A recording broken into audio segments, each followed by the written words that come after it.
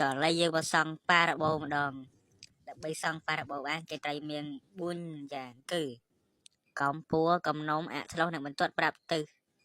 cầm bốn cái tay song pi dạng buồn kể cử ạ lâu hai nâng mình tuột bạp từ ạ lâu với cử ý cái smart bay chẳng là ập đi môi pi bay chẳng lại nó chị ạ lâu hai ạ lâu cái tay cô đánh kêu mình tay cô chụp nè tề mình tại mình tuột bạp từ từ cô chụp nè mình tuột bạp từ với cử ý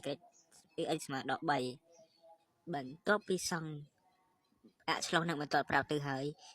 trong cáiคือไตรสั่งកំពូហើយនឹងកំនំកំពូវាគឺអាប់ស៊ីដក1អរនេះ3ទីអាប់ស៊ីដក1អរនេះគឺដកគឺ3នៃត្រង់ទាំងនេះគូសជាប់ពីនឹងឡើងមកបង្កើតបានជាកំពូលបន្ទាប់ពីយើងបានកំពូលហើយយើងនឹងសង់កំនំវាគឺអាប់ស៊ី1អរនេះវាគឺ3បន្ទាប់មកយើងនឹងបានកំនំមួយនៃត្រង់ចំណុចនេះតែយើងមានចាប់អារម្មណ៍ដែរទេថាចម្ងាយពីបន្ទាត់ប្រាប់ទិសមកកំពូលគឺស្មើគ្នានឹងចម្ងាយពីកំពូលមកកំនំយើងមើលទៅអានេះពីប្រឡោះអានេះក៏ពីប្រឡោះឃើញវាស្មើគ្នាដែរឬអត់បន្ទាប់មកចប់គឺយើងសង្ក្រាបខ្សែកោណរបស់ប៉ារ៉ាបូ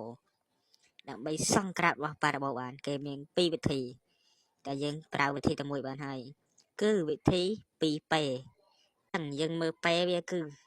ប៉េវាស្មើ2អញ្ចឹងមើលយើងយកប៉េគុណនឹង2ដល់ប៉េវាស្មើ2អញ្ចឹង2គុណ2វាស្មើ4អញ្ចឹងន័យថាយើងបើអានេះវា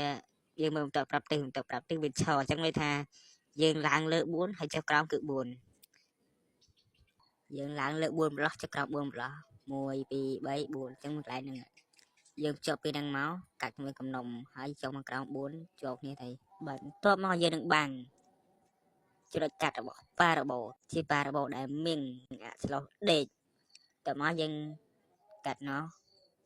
ในពេលនេះយើងទទួលបានប៉ារ៉ាបូដែលមានអក្សរដេក